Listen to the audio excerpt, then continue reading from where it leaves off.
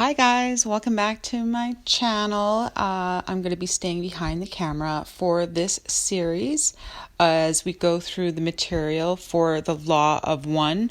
I'm really excited to bring you guys this material and I want to go through it step by step with you, but I will always put in the description of each video of when the actual reading starts because it's very long and I'm going to break it up into several sections and I will be giving a intro and a recap for each section. So this is for the intro, which is extremely important. It's almost half of the first book of just the intro. So I do suggest that you listen to all of it. Don't just jump right into the actual conversations with Ra. I would really listen to all the backstory of the people involved during these sessions. Now, when I first discovered the Law of One and Ra, I'd already had my awakening and I knew a lot of what was being said from different sources.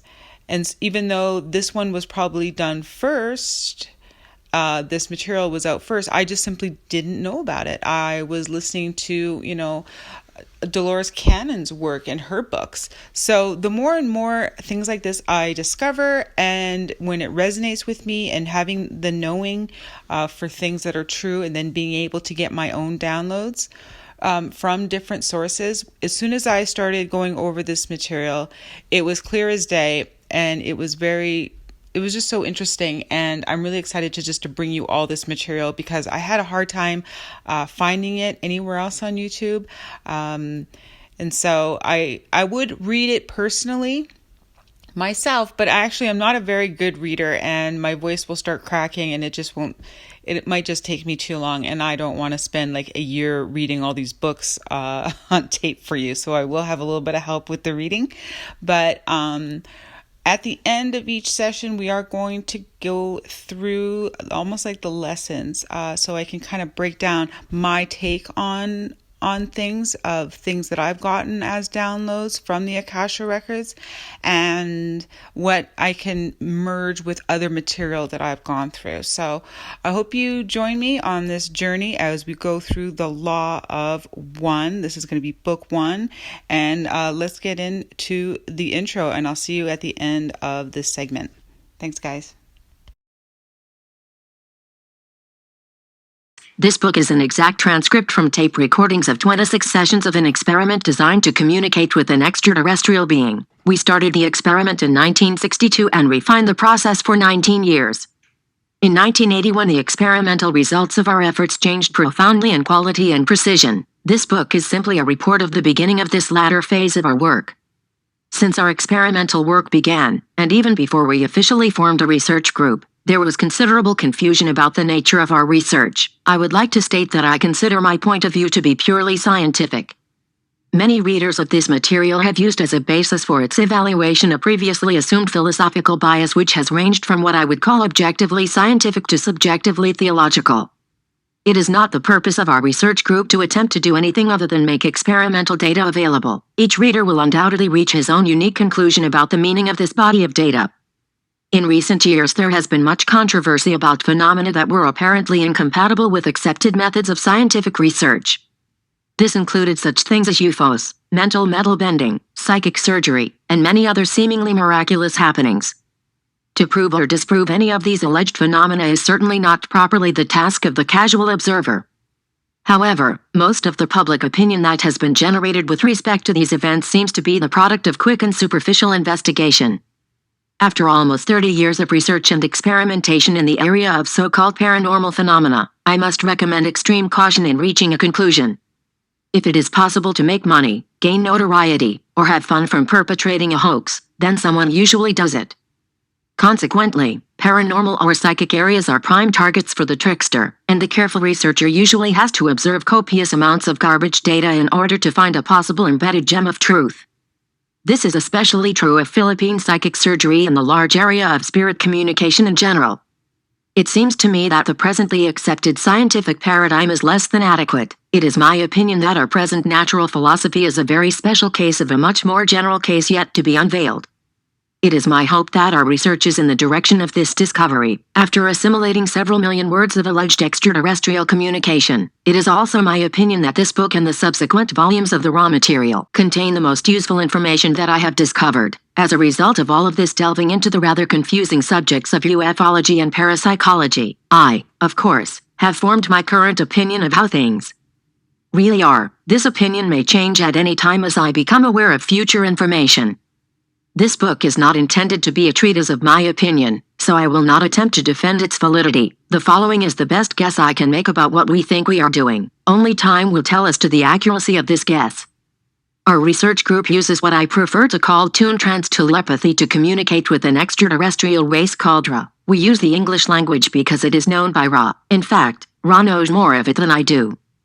Ra landed on Earth about 11,000 years ago as a sort of extraterrestrial missionary with the objective of helping Earthman with his mental evolution.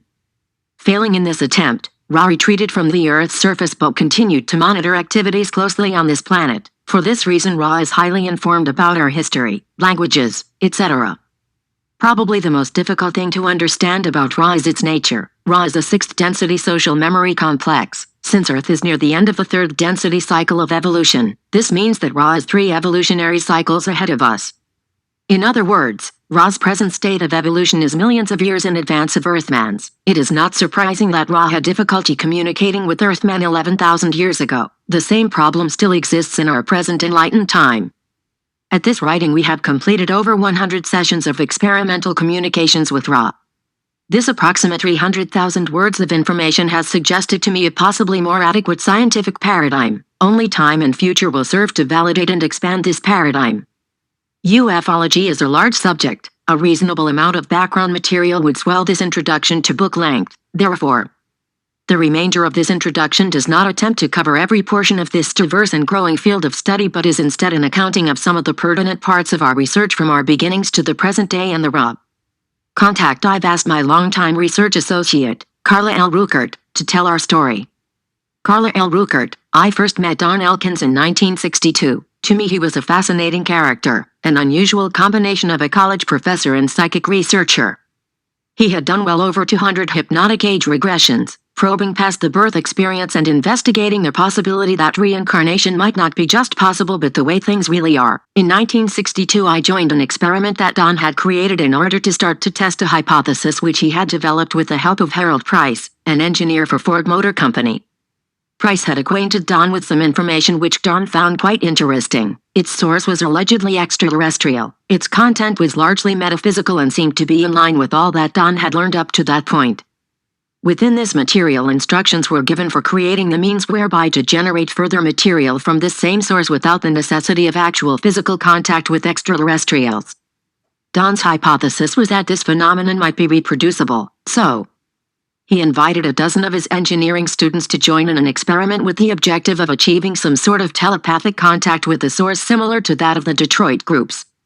I was the 13th member, having become interested in the project through a friend of mine. In those early days of contact attempts, with Don attempting strenuously to keep the situation controlled, months went by with what seemed to be remarkable but puzzling results. As we sat meditating, according to the instructions, everyone in the group except me began to make strange noises with their mouths. For my part, my main difficulty during those first 6 months was keeping a straight face and not laughing as the sessions gradually became a raucous symphony of guttural clicks, slurps, and tongue flops.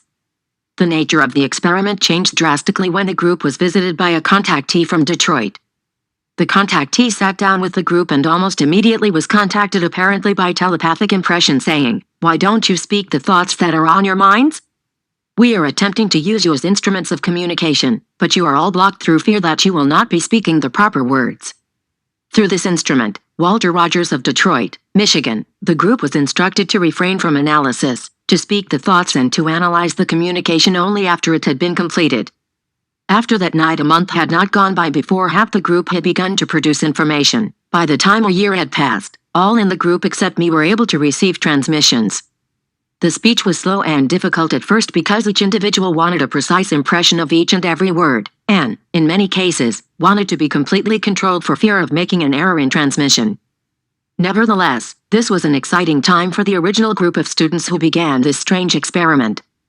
In January of 1970, I left my position as school librarian of a 13th-grade private school here in Louisville and went to work for Don full-time. By this time he was convinced that the great mystery of being could best be investigated by research into techniques for contacting extraterrestrial intelligences and was determined to intensify his efforts in this area.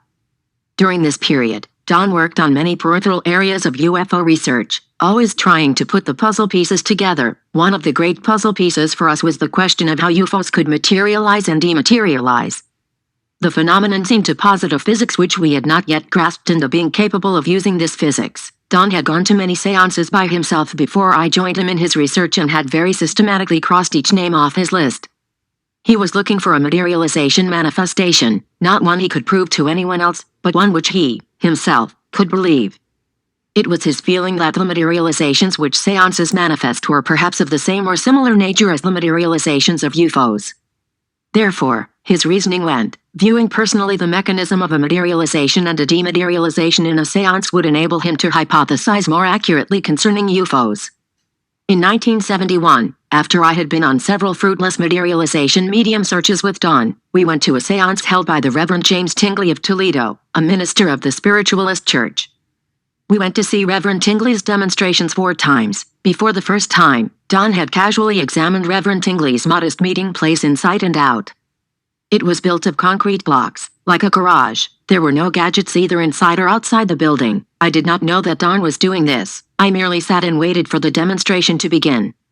This last point is an important one when talking about psychic research of any kind. Don has always said that one of my assets as a research associate is my great gullibility. Almost anyone can play a joke on me because I do not catch on quickly. I have a way of taking things as they come and accepting them at face value and only afterwards analyzing what has occurred. This gullibility is a vital factor in obtaining good results in paranormal research. A desire for proof will inevitably lead to null results and voided experiments. An open mind, one willing to be gullible, leads its possessor to a kind of subjective and personal certainty which does not equal proof as it cannot be systematically reproduced in others. However, this subjective knowing is a central part of the spiritual evolution to which Ra speaks so compellingly in this volume and which we have researched for many years now. The seance began, as do all the seances I have attended, with the repetition of the Lord's Prayer and the singing of hymns such as Rock of Ages and I walked in the garden. There were approximately 26 people in this bare room, sitting on straight chairs in an oval circle. Reverend Tingley had retired behind a simple curtain and was also seated on a folding chair. Of the occurrences of the first seance, perhaps the most interesting to me was the appearance of a rather solid ghost known as Sister. She wished to speak to me and to thank me for helping Don.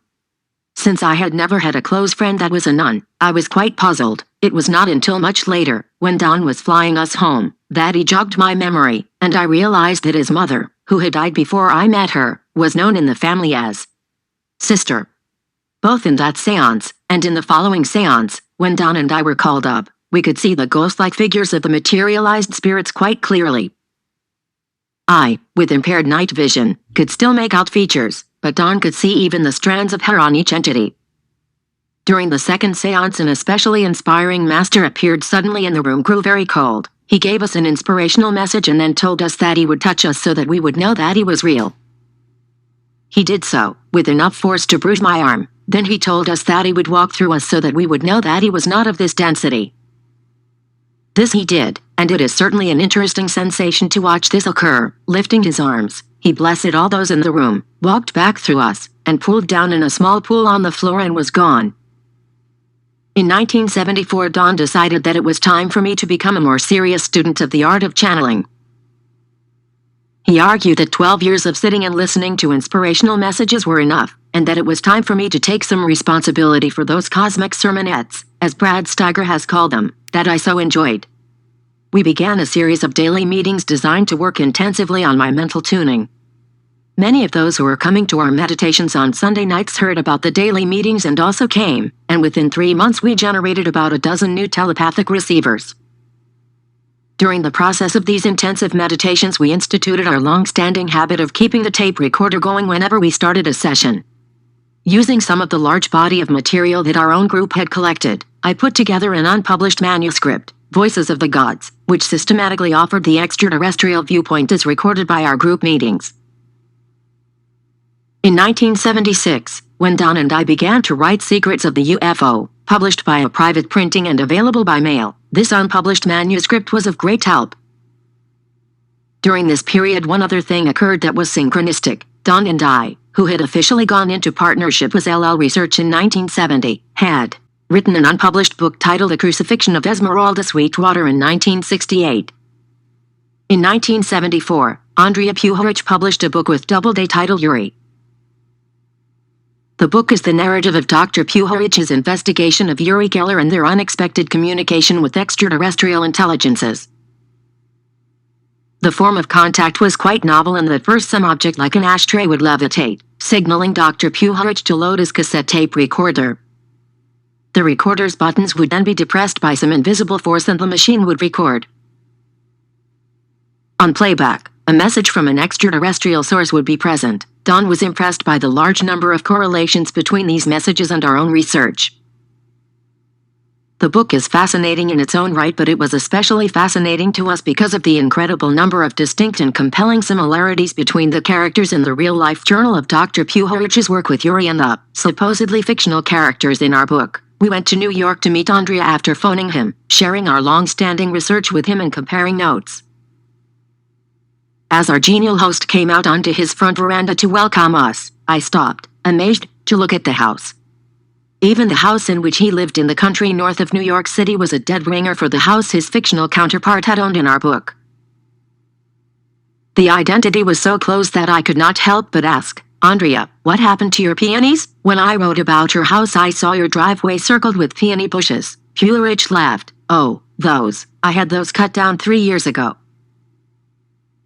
In 1976, we determined to attempt an introduction to the whole spectrum of paranormal phenomena which are involved in the so-called UFO contactee phenomenon. This phenomenon is not a simple one. Rather, it demands a fairly comprehensive understanding and awareness of several different fields of inquiry, since the raw material is a direct outgrowth of our continuous research with alleged extraterrestrial entities. It seems appropriate here to review some of the concepts put forward in that book in order that the reader may have the proper introduction to the mindset, which is most helpful for an understanding of this work. The first thing to say about the UFO phenomenon is that it is extraordinarily strange. The serious researcher, as he reads more and more and does more and more field research, finds himself less and less able to talk about the UFO phenomenon in a sensible and down-to-earth way. Well over half the people in the United States have said in nationwide polls that they believe that UFOs are real, and television series and motion pictures reflect the widespread interest in this subject. Yet, there are few researchers who would pretend to be able to understand the phenomenon completely. Dr. Allen Hynek has called this quality of the research the high strangeness factor and has linked the amount of high strangeness with the probable validity of the case. Some of the people who see UFOs have the experience of being unable to account for a period of time after the encounter. The UFO is seen and then the witness continues on with his or her daily routine. At some point, it is noticed that a certain amount of time has been lost that cannot be explained. Very often these same people report a type of eye irritation, or conjunctivitis, and sometimes skin problems.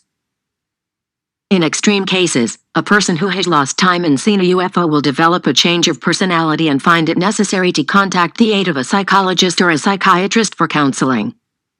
Dr. Leo Sprinkle, professor of psychology at the University of Wyoming, has been conducting yearly meetings of people who have experienced this type and other types of close encounters. It was in psychiatric therapy that one of the more famous of the UFO contact cases, that of Betty and Barney Hill, was researched. The Hills had seen a UFO and had lost some time but managed to reduce the significance of these events in their minds enough to get on with their daily lives. However, both of them, over a period of months, began experiencing nightmares and attacks of anxiety. The psychiatrist to whom they went for help was one who often used regressive hypnosis for therapeutic work. He worked with each of the couple separately and found, to his amazement, that, when asked to go back to the source of their distress, both Mr. and Mrs. Hill related the story of being taken on board a UFO while on a drive, medically examined, and returned to their car. Don and I have, through the years, investigated quite a few interesting cases, but perhaps a description of one will suffice to show some of the more outstanding strangenesses which are quite commonly associated with what Dr. Hynek calls close encounters of the third kind. In January 1977, merely 18 or so hours after our witness's UFO experience, We were called by a friend of ours, hypnotist Lawrence Allison.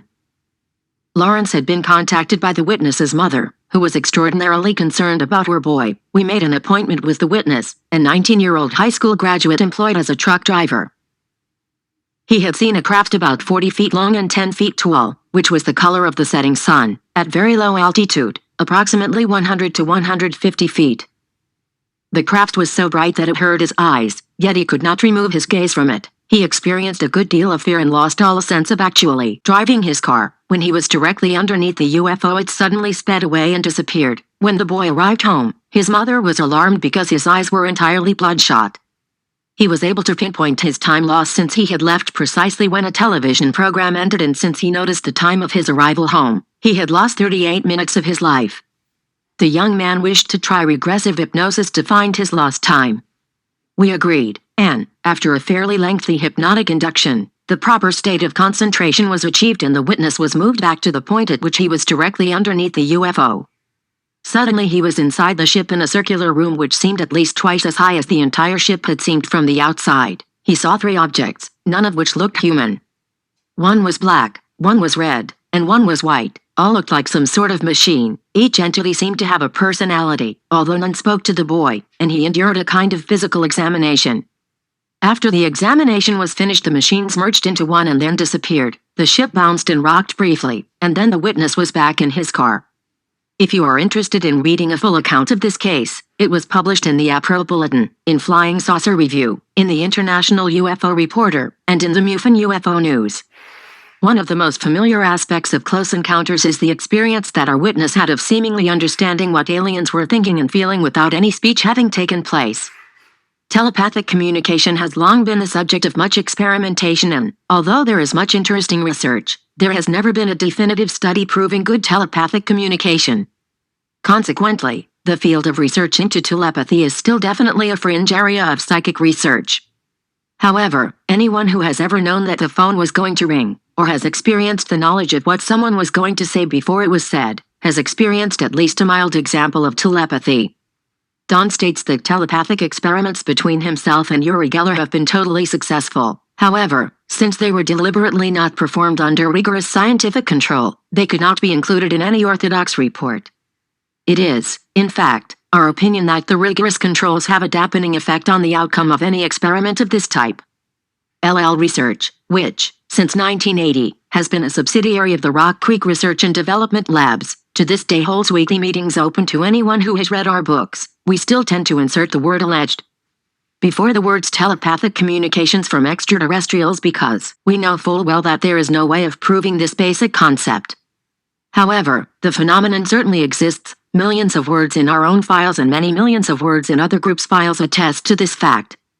Regardless of the more than occasional frustrations involved in paranormal research, the serious researcher of the UFO phenomenon needs to be persistent in his investigation of related phenomena, such as mental metal bending.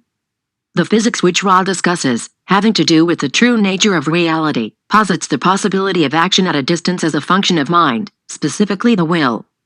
Uri Geller has been tested in several places around the world, including the Stanford Research Laboratories, and an impressive list of publications concerning the results of those tests exists, most notably the Geller Papers and, as an offshoot of this metal bending phenomenon, the Iceland Papers. One example which shows the close connection between UFOs and mental metal bending happened to us in July of 1977, after our book, Secrets of the UFO, was published. We had been interviewed on a local program and a woman in a nearby town had heard the broadcast and was very interested in what we had to say since her son, a normal 14-year-old boy, had had a UFO encounter. He had been awakened by a whistling sound, went to the door, and saw a light so bright that it temporarily blinded him. Again, as is often the case, it was the same night that people nearby also saw lights in the sky. The woman wrote us a letter, and Don immediately called and asked her permission to speak to her son. After questioning the young man to Don's satisfaction, Don asked him to take a piece of silverware and tell it to bend without touching it in any firm or forceful way. The 14-year-old picked up a fork, did as Don suggested, and the fork immediately bent nearly double. The boy was so startled that he would not come back to the phone, and his mother was unable to convince him that there was any value in going further with the experiments. She had enough foresight to realize that in the small town in which he lived any publicity that might come to him on the subject of metal bending would be to his detriment, since the people of his small town would react in a most predictable way. Nevertheless, the link is there quite plainly. John Taylor, professor of mathematics at King's College, London, offered his book, Superminds, to make his careful experimentations on metal bending available to the world. Taylor used only children, about 50 of them, and for a great portion of his experiment he used metal and plastic objects sealed in glass cylinders which had been closed by a glass blower, so that the children could not actually touch the objects without breaking the glass. Under this controlled circumstance the children were still able to bend and break multitudinous objects. As you read the raw material you will begin to discover why it is mostly children that are able to do these things, and what the ability to do this has to do with the rest of the UFO message. Since I am not a scientist, at this point I will turn the narrative back to Don, whose background is more suited to this discussion. Don, a persistent question when considering psychic demonstrations is: how does the paranormal event happen? The answer may well lie in the area of occult theory, which is concerned with the existence of various planes. After death, an individual finds himself at one of these levels of existence spoken of in connection with occult philosophy, the level of being dependent on the spiritual nature or development of the person at the time of his death. The cliché that covers this theory is: our heavenly birds of a feather flock together. When a ghost materializes into our reality, it is from one of these levels that he usually comes for his earthly visit. In general, it is theorized that a planet is a sort of spiritual distillery, with reincarnation taking place into the physical world until the individual is sufficiently developed in the spiritual sense that he can reach the higher planes of existence, and is no longer in need of this planet's developmental lessons. Most of this theory was developed as a result of reported contact and communication with the inhabitants of these supposedly separate realities. I have come to believe that these levels interpenetrate with our physical space and mutually coexist, though with very little awareness of each other. A simple analogy, to which I've referred before, is to consider the actors in two different TV shows, both receivable on the same set, but each show being exclusive of the other. This seems to be what we experience in our daily lives, one channel or density of existence, being totally unaware of the myriad entities occupying other frequencies of our physical space. The point of all this is that our reality is not ultimate or singular. It is, in fact, our reality only at the present. Many of the UFO reports display ample evidence that the object sighted has its origin in one of these other realities or densities, just as do the materialized ghosts. I would like to emphasize that this does not in any way imply their unreality. Rather, it displaces the UFO's reality from ours. I'm saying the equivalent of Channel 4 on the TV is equivalent to but displaced from Channel 3 on the same TV. If you were told to build a scale model of any atom using something the size of a pea for the nucleus, it would be necessary to have an area the size of a football stadium to contain even the innermost orbital electrons. If the pea were placed at the center of the 50-yard line, a small cotton ball on the uppermost seat in the stands could represent an electron of the atom. There is very little actual matter in physical matter. When you look at the stars in the night sky, you would probably see something quite similar to what you would see if you could stand on the nucleus of any atom of solid material and look outward toward our environment. To demonstrate an electron to you, a physicist will probably show you a curved trace of one on a photographic plate. What he probably does not tell you is that this is second-hand evidence. The electron itself has never been seen, only its effect on a dense medium can be recorded. It is possible, of course, to make accurate mathematical calculations about what we call an electron. For such work we must know some data on magnetic field strength, electron charge, and velocity. But since a magnetic field is caused by moving charges, which in turn are empirically observed phenomena, we find that the entire mathematical camouflage obscures the fact that all we really know is that charged particles have effects on each other. We still don't know what charged particles are, or why they create an action at a distance effect. Senior scientists would be the first to agree that there is no such thing as an absolute scientific explanation of anything. Science is, rather, a method or tool of prediction, relating one or more observations to each other. In physics, this is usually done through the language of mathematics. Our scientific learning is a learning by observation and analysis of this observation. In the sense of penetrating the fundamental essences of things, we really do not understand anything at all. A magnetic field is nothing but a mathematical method of expressing the relative motion between electrical fields. Electrical fields are complex mathematical interpretations of a totally empirical observation stated as Coulomb's law. In other words, our forest of scientific knowledge and explanations is made up of trees about which we understand nothing except their effect, their existence. To a person unfamiliar with the inner workings of modern science, It may seem that modern man has his environment nicely under control and totally figured out. Nothing could be further from the truth. The leaders of science who are researching the frontiers of modern theory argue among themselves continually. As soon as a theory begins to receive wide acceptance as being a valid representation of physical laws, someone finds a discrepancy, and the theory has to be either modified or abandoned entirely. Perhaps the most well-known example of this is Newton's F equals ma. This attained the status of a physical law before being found to be an error. It is not that this equation has not proven extremely useful. We have used it to design everything from a moon rocket to the television picture tube, but its accuracy fails when applied to atomic particle accelerators like the cyclotron. To make accurate predictions of particle trajectories, it is necessary to make the relativistic correction formulated by Einstein.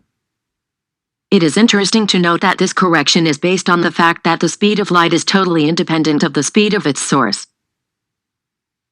If Newton had penetrated more deeply into the laws of motion, he might have made this relativistic correction himself, and then stated that the velocity correction would always be of no consequence. Since the velocity of light was so much greater than any speed attainable by man, this was very true in Newton's day, but is definitely not the case now. We still tend to think of the velocity of light as a fantastic and unattainable speed, but with the advent of spaceflight, a new order of velocities has arrived. We have to change our thinking from our normal terrestrial concepts of velocities. Instead of thinking of the speed of light in terms of miles per second, think of it in terms of Earth diameters per second. The almost unimaginable 186,000 miles per second becomes an entirely thinkable 23 Earth diameters per second, or we could think of the speed of light in terms of our solar system's diameter and say that light would speed at about 2 diameters per day. Einstein's assertion that everything is relative is so apt that it has become a cliché of our culture. Let us continue being relativistic in considering the size of natural phenomena by considering the size of our galaxy.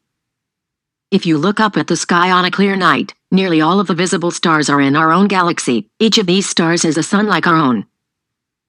A calculation of the ratio of the number of suns in our galaxy to the number of people on planet Earth discovers that there are 60 suns for each living person on Earth today. It takes light over 4 years to get from Earth to even the nearest of these stars. To reach the most distant star in our own galaxy would take 100,000 light years. These calculations are made using the assumption that light has a speed. This may be an erroneous assumption in the face of new theory, but its apparent speed is a useful measuring tool, so we use it anyway.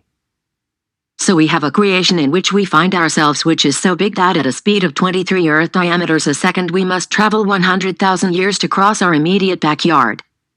That is a big backyard, and it would seem ample for even the most ambitious of celestial architects, but in truth this entire galaxy of over 200 billion stars is just one grain of sand on a very big beach.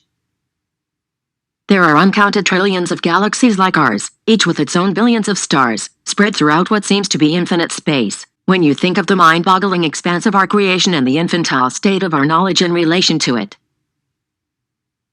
you begin to see the necessity for considering the strong probability that our present scientific approach to investigating these expanses is as primitive as the dugout canoe. The most perplexing problem of science has always been finding a satisfactory explanation of what is called action at a distance.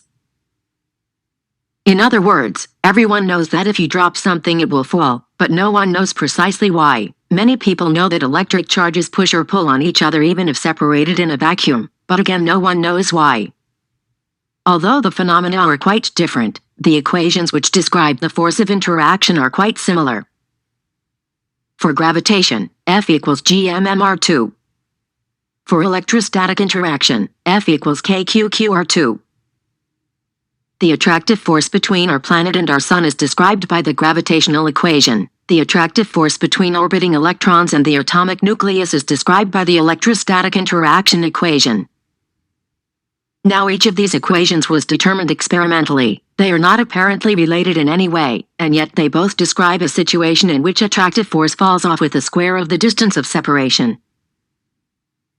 A mathematical representation of an action at a distance effect is called a field, such as a gravitational or electric field.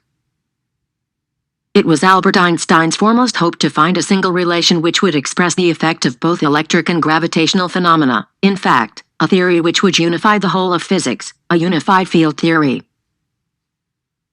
Einstein believed that this was a creation of total order and that all physical phenomena were evolved from a single source. This unified field theory, describing matter as pure field, has been accomplished now. It seems that the entire situation was analogous to the solution of a ponderously complex Chinese puzzle. If you can find that the right key turns among so many wrong ones, the puzzle easily falls apart. Dewey B. Larson found the solution to this problem, and the puzzle not only fell apart, but revealed an elegantly adequate unified field theory rich in practical results. And, like a good Chinese puzzle, the solution was not complex, just unexpected. Instead of assuming 5 dimensions, Larson assumed 6, and properly labeled them as the 3 dimensions of space and the 3 dimensions of time. He assumed that there is a 3-dimensional coordinate time analogous to our observed 3-dimensional space. The result of this approach is that one can now calculate from the basic postulate of Larson's theory any physical value within our physical universe, from subatomic to stellar. This long sought-after unified field theory is different because we are accustomed to thinking of time as unidimensional, as a stream moving in one direction. Yet once you get the hang of it, coordinate time is mathematically a more comfortable concept with which to deal. Professor Frank Meyer of the Department of Physics at the University of Wisconsin presently distributes a quarterly newsletter to scientists interested in Larson's new theory, which explores perplexing questions in physical theory using Larson's approach. I was interested in testing Larson's theory and made extensive calculations using his postulate. I became convinced that his theory is indeed a workable unified field theory. I had been pondering several interesting statements communicated through contactees by the alleged UFO source prior to discovering Larson's work in the early 60s. Although the people who had received these communications knew nothing of the problems of modern physics, they were getting information which apparently was quite central to physical theory. First, they suggested that the problem with our science was that it did not recognize enough dimensions. Second, they stated that light does not move, light is. Larson's theory posits 6 dimensions instead of the customary 4, and finds the pure field, which Einstein believed would represent matter, to move outward from all points in space at unit velocity, or the velocity of light. Photons are created due to a vibratory displacement in space-time, the fabric of the field. Furthermore, the contactees were saying that consciousness creates vibration, this vibration being light. The vibratory displacements of space-time in Larson's theory are the first physical manifestation, which is the photon or light. According to the UFO contactees, the UFOs lower their vibrations in order to enter our skies. The entire physical universe postulated by Larson is dependent on the rate of vibration and quantized rotations of the pure field of space-time. The contactees were suggesting that time was not what we think it is. Larson suggests the same thing. The UFOs were said to move in time as we move in space. This would be entirely normal in Larson's time-space portion of the universe. Lastly, and perhaps most importantly, the contactees were receiving the message that the creation is simple, all one thing. Larson's theory is a mathematical statement of this unity. For more information about Larsonian physics, contact the International Society of Unified Science, a group of scientists and philosophers currently promoting Larson's theory. Their address is International Society of. What physicists have never before considered worth investigating is now increasing at a very rapid rate. Action at a distance, apparently as a result of some type of mental activity, seems repeatedly the observed effect. Okay, so that felt like a good place to stop before we go on to part 2.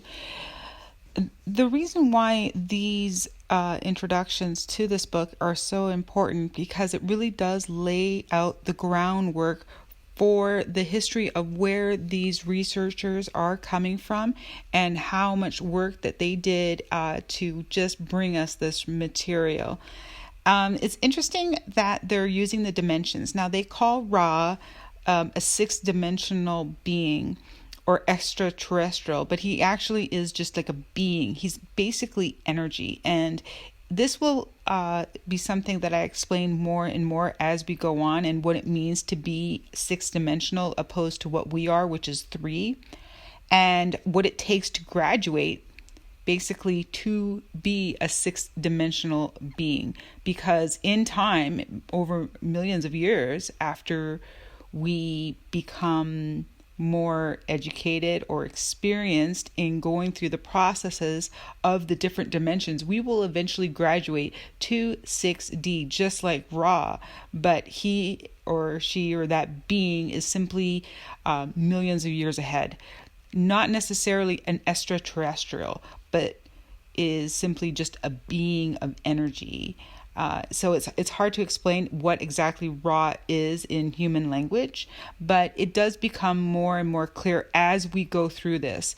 But let's continue with the background story of how these researchers found Ra and was able to basically interview him, and he was able, or she was able, to give us so many answers. So let's get into the next lesson.